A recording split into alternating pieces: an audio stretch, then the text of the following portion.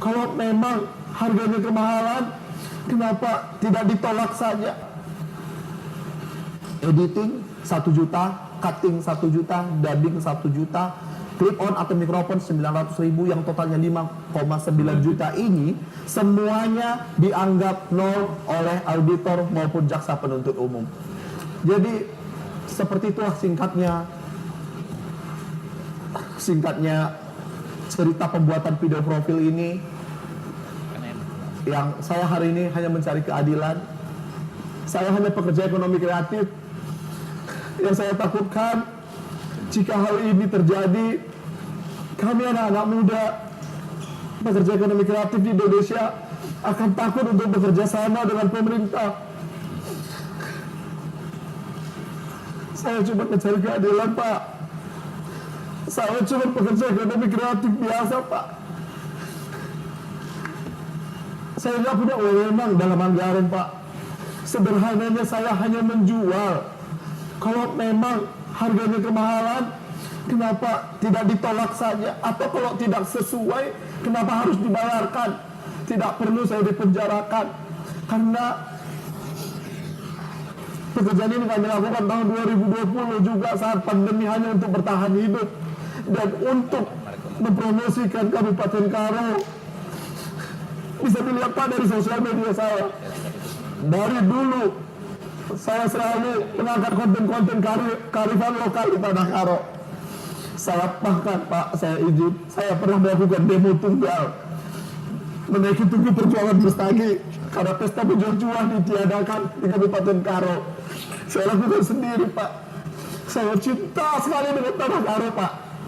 Walaupun dengan kejadian ini, saya akan tetap mencintai Tanah Karo. Terima kasih, Pak. Ya. Tolong saya, Pak. Ya. Iya, Pak. Semangat, Pak. Insya Allah, Pak, kita semua ini berkomitmen dan all out semua untuk memperjuangkan keadilan untuk Pak Amsal, Pak.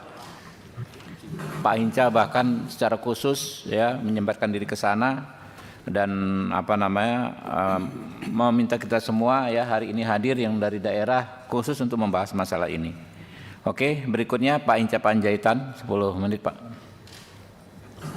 Terima kasih pimpinan yang saya hormati dan para anggota Komisi 3 yang saya hormati, juga saudara saya, sahabat saya Bung Kawean yang terus memperjuangkan para pekerja kreatif. Saya ingin menambahkan saja pimpinan, saya mencoba mendampingi saudara Amsal ini karena memang ini sangat serius dan penting untuk kita beri perhatian. Poinnya adalah kita ingin memastikan bahwa secara sadar pekerjaan kreatif hari ini adalah keniscayaan yang hadir untuk anak-anak muda kita. Saya membaca dengan pelan tentang tuntutan juga dakwaan yang kalau dibuat secara simpel oleh JPU-nya adalah penghargaan terhadap kreativitas anak-anak muda ini. Tadi sudah disebutkan ada 5 item. Misalnya konsep ide tidak dihargai, langsung diberi nilai 0. Editing diberi nilai 0. Mikrofon yang biasa kita pakai ini juga dinilai 0. Ini menurut saya kejahatan. Ini penghinaan atas profesi anak-anak muda kita yang justru oleh Presiden Prabowo Subianto memastikan ada menteri kita khusus, yaitu Menteri Ekonomi Kreatif. Dan kita terus berjuang menjelaskan bagaimana negara mendapatkan ekonomi kreatif kita dari anak-anak muda ini. Tapi kemudian terjadi hal yang menurut kita memang saatnya kita ingin memberikan masukan dan pandangan kita. Oleh karena itu, seandainya ini kita biarkan pimpinan, saya khawatir semuanya nanti ekonomi kreatif kita tidak dihargai lagi. Anak-anak muda ini menjadi kehilangan masa depannya, apalagi sangat mulia untuk memajukan desanya, Tanah Karo Simalem, Tanah Karo yang dia cintai, yang kami cintai semua, untuk maju lewat media ini. Nah, apa yang ingin saya katakan untuk siang hari ini atau pagi ini, saya ingin meminta sahabat-sahabat saya semua yang ada di Komisi 3. Saya tidak bisa hadir di sana pimpinan, atas seizin pimpinan saya dampingi. untuk menyampaikan bahwa memberi nilai 0 terhadap kreativitas anak-anak muda ini, bagi saya harus kita luruskan. Kita ingin minta Kajari Karo dan JPU-nya serta para pihak penegak hukum di Kajari Karo untuk melakukan evaluasi agar tidak lagi mengulangi hal-hal seperti ini. Kita minta Kejaksaan Agung untuk segera menarik ini para jaksa dan Kajari ini, karena kalau sampai semuanya seperti ini, maka sesungguhnya kita sedang mengadili anak-anak muda yang punya kreasi ke depan, yang tidak punya mens rea, yang tidak mempunyai niat jahat untuk melakukan korupsi, apalagi merugikan keuangan negara. Ia hanya ingin memajukan kampungnya. Jadi ini ironis sekali. Kalau kita hitung tadi cuma 5,9 juta dalam satu desa, kecil sekali, dan jaksa minta itu 0. Dan itu karena dirujuk kepada Inspektorat Karo. Ini saya kira kesalahan, kekeliruan yang fatal untuk kita luruskan. Nanti lama-lama kalau ada yang kerjaan seperti itu, ya sudah, kerjakan saja. Nanti dikatakan nilainya 0. Kalau di Medan disebut ini 2M ini. Nama M, 2M itu artinya makasih mas gitu. Kalau itu yang terjadi, maka masa depan anak-anak muda di Indonesia menjadi tidak punya masa depan lagi. Oleh karena itu pimpinan, saya akhiri, saya ingin meminta kepada kita semua dan kepada pekerja kreator di seluruh Indonesia melalui saudara Sitepu, saudara Amsal Kristi Sitepu ini.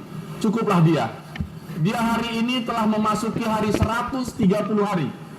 Ditahan di sini, berarti kehilangan kreativitasnya 130 hari. Berarti negara kehilangan masa depan anak-anak mudanya 130 hari. Ini bukan tujuan kita menegakkan hukum. Kuhab kita enggak seperti itu. Kuhab kita ingin memastikan keadilan itu benar-benar substantif. Dan karena itu, saya ingin menutup ini dengan satu pernyataan sederhana pimpinan, yang saya tujukan kepada siapapun yang menyusun penilaian itu. Kalau memang editing bernilai 0, kalau memang dubbing tidak perlu dibayar, kalau memang konsep dan ide tidak punya harga lagi, maka saya pikir solusinya sudah sangat jelas dan sangat mudah. Lain kali kerjakan sendiri jaksa, kerjakan sendiri auditor, tidak usah lagi untuk anak-anak muda.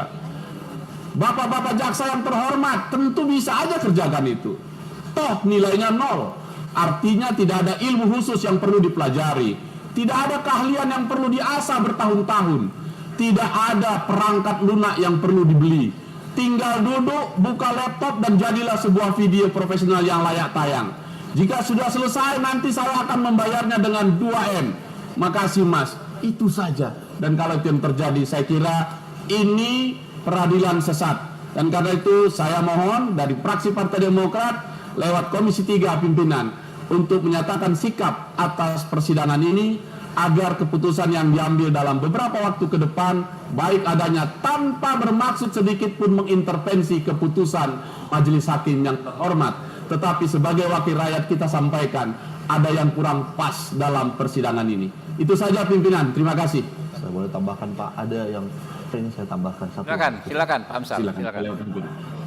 Ini saya pikir saya harus sampaikan pimpinan, dalam proses hukum yang sedang saya jalani ini, saya pernah mendapatkan intimidasi oleh jaksa secara langsung yang memberikan saya sekotak brownies coklat.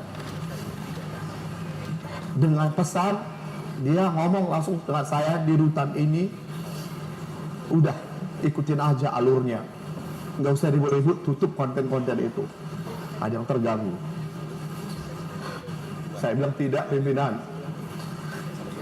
nggak cukup, nggak ada lagi anak-anak muda yang harus dikriminalisasi di Indonesia. Karena nggak akan biarkan, nggak ada lagi Amsal-Amsal lain yang dikriminalisasi pimpinan.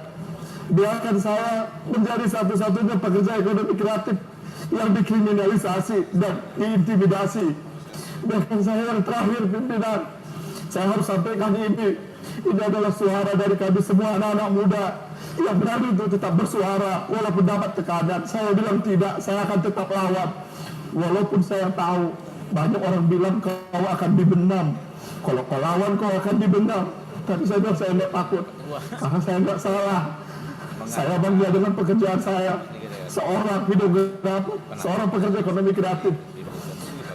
Itu juga saya angkat dalam pledoi saya tentang pemberian intimidasi lewat produk coklat itu. Saya pikir hukum di negara ini harus ditegakkan, khususnya untuk kami para pekerja ekonomi kreatif. Stay updated. Info terkini masih banyak. Jangan lupa subscribe, like, dan share YouTube official OKZone. Dan selengkapnya ada di okezone.com.